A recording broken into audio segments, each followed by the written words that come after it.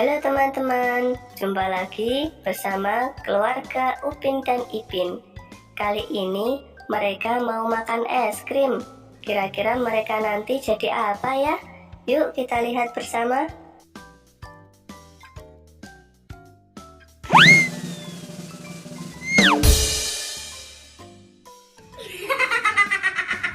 Wow, lucu sekali teman-teman. Dia menjadi huluk setelah makan es krim. Yuk kita lihat Mail jadi apa ya?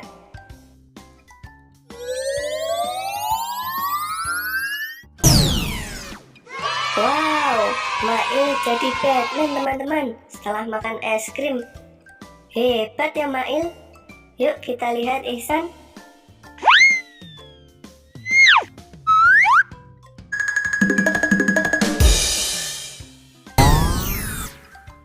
Hahaha, lucu sekali ya. Ihsan setelah makan es krim, dia menjadi Ant-Man, si manusia semut. Kira-kira sekarang Atuk jadi apa ya nanti? Yuk kita lihat bersama.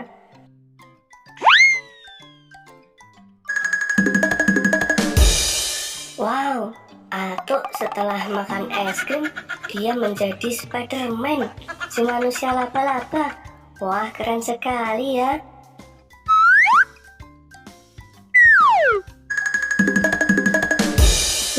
Widih. Kak Ros setelah makan es krim jadi Ultraman ya.